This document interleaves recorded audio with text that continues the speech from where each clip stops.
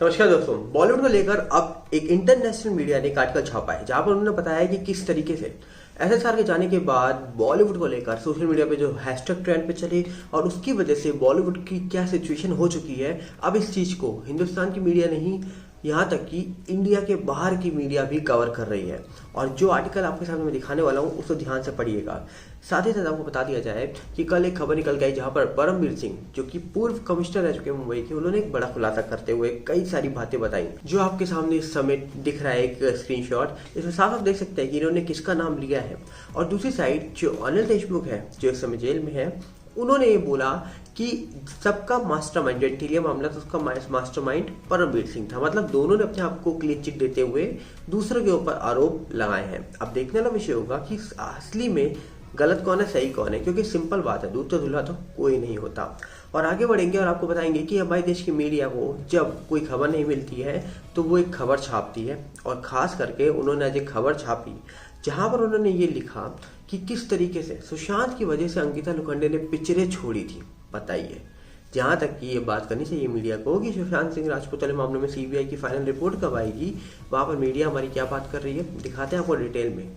सबसे पहले आपको बताएंगे कि किस तरीके से कल परमवीर सिंह ने एक बड़ा खुलासा करते हुए ये बताया कि सचिन वाजे को क्यों लाया गया और मतलब क्या था उसको दोबारा से री अपॉइंट करने का। और जिनका नाम उन्होंने बताया है वो सब आपको पता ही होगा। पर दूसरी साइड कहा जा रहा है कि ईडी के सामने जो महाराष्ट्र के पूर्व गृह मंत्री रह चुके हैं अनिल देशमुख, उन्होंने एक खुलासा किया कि एंटीलिया मामले का तो मास्टरमाइंड परमवीर सिंह था। अब सवाल ये उठता है कि इतने सारे आरोप प्रत्यारोप जो लग रहे हैं, अनिल देशमुख जो गृह मंत्री है वो जेल में है, परमवीर सिंह जो पूर्व कमिश्नर रह चुके हैं मुंबई में वो बाहर है। मतलब कहीं ना कहीं कुछ ना कुछ चीजें हैं जो शायद अंदर ही अंदर पॉलिटिक्स चल रही है। और कहीं ना कहीं ये बात हमको माननी पड़ेगी कि कोई भी मामला हो, पॉलिटिक्स हर जगह है। आगे बढ़ते हैं। अब सवाल ये उठता है कि 6 जून को सचिन वाजे का आना, सचिन वाजे के पास से एक आधार कार्ड मिलना, शायद सुशांत सदाशिव खेमकर नाम का, और उस आधार कार्ड के बाद ये पता लगना कि फेक आईडी का यूज कर रहा था सचिन वाजे। और फिर याद होगा आपको एसएसआर वाले फ्यूनल वाले दिन भी एक महिला जो कह रही थी कि मेरा बेटा अंदर है। तो कहीं ना कहीं बहुत सारे सवालों के जवाब आज भी बाकी हैं। अब वो कब मिलेंगे इसके लिए जनता आज भी इंतजार कर रही है। पर इसी के बीच आपको सुनाते हैं कि ईस्टर्न आइस नाम के एक पोर्टल ने एक आर्टिकल छापा है जो कि फॉरेन क्या कहा जा रहा है कि एक मीडिया रिपोर्ट्स कवर करता है। और इनका जो आर्टिकल है इसको मैं आपको ऑडियो फॉर्म में सुनवाने वाला हूं और ध्यान से सुनिएगा, कोई इस चीज को झूठा ना माने। इसलिए मैंने डिस्क्रिप्शन में इस आर्टिकल का लिंक भी दिया है, आप क्लिक करके वहां पढ़ भी सकते हैं और सुन भी सकते हैं। सुन लीजिए यहाँ पर। महान भारत भूषण सहित कई अन्य लोगों के लिए भी ऐसी ही कहानी थी। इन सभी नामों में जो समानता है वो यह है कि वे बड़े फिल्मी सितारे थे जिन्हें उनके अपने उद्योग द्वारा भुला दिया गया था और उनका अंत दुखद था। वे सभी यह भी बताते हैं कि बॉलीवुड हमेशा से कितना स्वार्थी और क्षमाशील रहा है। इसलिए यह कोई आश्चर्य की बात नहीं है कि अधिकांश हिंदी फिल्म उद्योग सुशांत सिंह राजपूत को एकांत सोशल मीडिया पोस्ट डालने के तुरंत बाद भूल गए और 21 जनवरी को उनकी जयंती मनाने के लिए वे कुछ भी क्यों नहीं करेंगे। उनकी असामयिक मृत्यु के 19 महीने बाद कोई नहीं ऐसा लगता है कि वे अपनी मौत की गहन जांच चाहते थे या सवाल किया था कि जांच क्यों खुली रहती है। उद्योग बिरादरी के सदस्यों की जरूरत के लिए कुछ स्थापित करने या मानसिक स्वास्थ्य के मुद्दे को सार्थक तरीके से संबोधित करने के करीब नहीं है। कुछ ने उन पर ड्रग्स लेने का आरोप लगाया, लेकिन कोई भी किसी भी तरह के ड्रग विरोधी अभियान को शुरू करने के लिए आगे नहीं आया। यह उस पैटर्न का एक हिस्सा है जो भारतीय सिनेमा के शुरुआती दिनों में वापस चला जाता है, जब जीवन में कठिनाइयों का सामना करने पर कई अग्रणी सुपरस्टार और मेहनती अभिनेताओं को भुला दिया जाता था। यहाँ तक पथ प्रदर्शक किंवदंतियों जिनका जीवन महान था, युवा पीढ़ी द्वारा उनका अपमान किया गया, जिन्होंने उनके अंतिम संस्कार में शामिल होने के बजाय पास में पार्टी करना चुना। दिवंगत अभिनेता ऋषि कपूर ने 2017 में बॉलीवुड के दिग्गज विनोद खन्ना के अंतिम संस्कार में शामिल होने के बजाय पार्टी करने के लिए इन युवा सितारों की आलोचना की थी।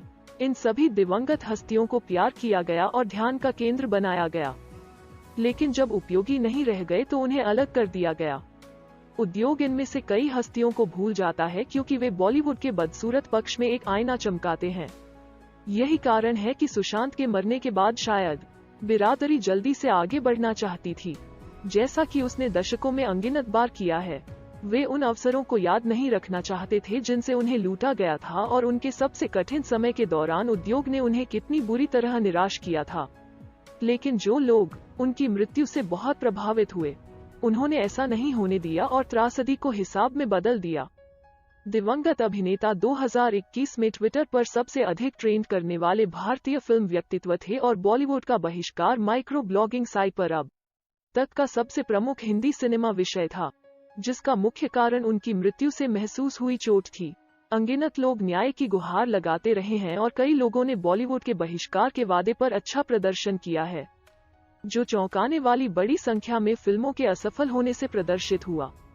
वास्तव में 2021 यकीनन हिंदी सिनेमा के लिए अब तक का सबसे खराब साल था। सुशांत की वो याद 21 जनवरी को भी जारी रहेगी, जो उनका 36वां जन्मदिन होता। पिछले साल की तरह आज भी दिन दुखों से भरा रहेगा और उनकी मौत की निर्णायक जांच की मांग की जाएगी। जबकि ऐसा होता है, बॉलीवुड उम्मीद करता रहेगा कि यह चला जाएगा, लेकिन ऐसा नहीं होगा। सुशांत के शुभचिंतक उन्हें आने वाले वर्षों तक याद रखेंगे और बॉलीवुड को बाहरी लोगों के प्रति उसके खराब रवैये के बारे में याद दिलाते रहेंगे। पहले से ही 2022 में सुशांत किसी भी अन्य हिंदी फिल्म स्टार की तुलना में सोशल मीडिया पर अधिक ट्रेंड कर रहे हैं और चमकते रहते हैं। अभिनेता ने हिंदी सिनेमा के बदसूरत पक्ष पर एक विशाल स्पॉटलाइट छोड़ा है, जो ऐसा नहीं लगता कि यह जल्द ही किसी भी समय मंद होने वाला। मिस्टर नाइस का जो आर्टिकल था ये आपने सुना। अब इसको सुनने के बाद आपको समझ आ ही गया होगा कि किस तरीके से यहाँ पर पूरे मामले में, जहाँ पर देश की मीडिया कवर नहीं करती, वहाँ पर कई सारे जो फॉरेन मीडिया है वो इस चीज को कवर कर रहे हैं, बता रही है कि 2021 में किस तरीके से बॉलीवुड का डाउनफॉल आया और क्यों आया, क्योंकि हैशटैग लगातार सोशल मीडिया पे ट्रेंड कर रहे थे। आगे बढ़ते हैं और आपको सुनाते हैं कि किस तरीके से हमारे देश की मीडिया ने आज एक ऐसी खबर छापी है जिसके बाद फिर लोग सवाल ये पूछने लग गए, जब कोई खबर नहीं मिलती तो ये खबर छाप दी जाती है कि अंकिता लोखंडे ने सुशांत के लिए कई सारी फिल्में छोड़ दी। मतलब बताइए, ये आर्टिकल एबीपी न्यूज से छापा, आप देख ही रहे हैं। इसका भी लिंक डिस्क्रिप्शन में आपको दे दूंगा, पर सुनिए पूरा मामला क्या उसमें लिखा हुआ है उस आर्टिकल में, सुन लीजिए आप। टीवी से बॉलीवुड का सफर तय कर चुकी अंकिता लोखंडे इन दिनों अपनी न्यू मैरिड लाइफ को एंजॉय कर रही हैं। अंकिता आज बॉलीवुड की जानी मानी अभिनेत्री हैं और अपने करियर में काफी आगे निकल चुकी हैं। लेकिन क्या आप जानते हैं कि एक वक्त था जब अंकिता ने सुशांत सिंह राजपूत के लिए कई बड़ी फिल्मों के ऑफर ठुकरा दिए थे, जबकि उस वक्त वो सिर्फ टीवी की दुनिया में ही एक्टिव थी।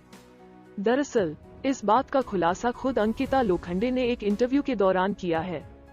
अंकिता ने एक इंटरव्यू के दौरान अपने और सुशांत के रिश्ते पर बात करते हुए कहा कि मैं अब तक चुप थी क्योंकि मैं अपने रिलेशनशिप का तमाशा नहीं करना चाहती थी। उन्होंने कहा कि लोग मुझसे कहते हैं कि तुमने सुशांत को छोड़ा है, लेकिन ऐसा बिल्कुल नहीं है। वो अपनी चॉइस को लेकर बिल्कुल क्लियर थे। सुशांत अपने करियर में आगे बढ़ना चाहते थे और बड़े भी। मेरे लिए उन्हें भूलना आसान नहीं था। 2.5 साल में मैंने बहुत कुछ झेला है। उन्होंने आगे बताया कि मैं घंटों बिस्तर पर लेटी रहती थी, किसी से बात नहीं करती थी। उस समय मन में अलग अलग तरह के ख्याल आते थे। उन्होंने आगे अपने रिलेशन के बारे खुलकर बात करते हुए बताया कि उन्होंने सुशांत से शादी करने के लिए कई बड़ी फिल्मों में काम करने से इनकार कर दिया था। उन्होंने बताया था कि उस वक्त वो सुशांत से शादी कर सेटल होना चाहती थी, इसलिए उन्होंने हैप्पी न्यू ईयर, रामलीला, सुल्तान, बाजीराव मस्तानी और बदलापुर जैसी फिल्में छोड़ दी। उन्होंने आगे यह भी बताया कि उस वक्त मैं बस चाहती थी कि सुशांत को अच्छा काम मिले और मैं बस उसके साथ खड़ी रहूं। हालांकि उसे लेकर मुझे कोई पछतावा भी नहीं है, बस उस मेरी प्राथमिकता कुछ और थी। मतलब इतनी सारी खबरें सुनने के बाद लगता है कई बार कि देश की मीडिया दिखाना क्या चाहती है। मतलब जो फॉरेन की मीडिया दिखा रही है कि बॉलीवुड का डाउनफॉल कैसे हुआ, बॉलीवुड को लेकर किस तरीके से 2020 के बाद चेंजेस हुए, किस तरीके से एक बड़े एक्टर के जाने के बाद हैशटैग ट्रेंड पे आए, पर हमारे देश की मीडिया ये दिखाती है जो एक्टर चला गया उसकी वजह से एक महिला ने अपनी कई सारी फिल्में छोड़ दी, और वो वही महिला है जो देश की मीडिया के सामने बैठकर ये बोलती हैं कि एसएसआर की पूर्व मैनेजर दिशा सालिन को मैं नहीं जानती, जबकि उनकी खुद की फोटो उनके साथ वायरल थी। वो वही महिला है जिन्होंने अपने बर्थडे पार्टी में उस शख्स को बुलाया था जो शख्स दावा करता है कि मैं एसएसआर का दोस्त था। वो वही महिला है जिनको लेकर कई सारे सवाल उठे, बट कहीं ना कहीं सबकी अपनी लाइफ है। बट सवाल यहाँ ये उठता है कि देश की मीडिया क्या एक पूरे मामले को सिर्फ टीआरपी के लिए ही दिखाती है, क्योंकि कहीं ना कहीं टीआरपी के लिए सिर्फ मीडिया नहीं, लोग भी आगे आए और टीआरपी मिलते ही गायब हो गए। एक्चुअली में पर्सनली मैंने खुद नोटिस किया, कई सारे लोगों को अपना फेम चाहिए था, नेम चाहिए था, बनाया और पतली गली से निकल पड़े। मतलब कितनी अच्छी बात है ना, नाम कमाओ, फेम कमाओ किसी और के नाम का, और फिर जिंदगी में उसका नाम अपनी जुबान पे लाओ ही मत। क्या बात है, यही है दुनिया असली। मिलते हैं बहुत जल्दी। नमस्कार, जय हिंद।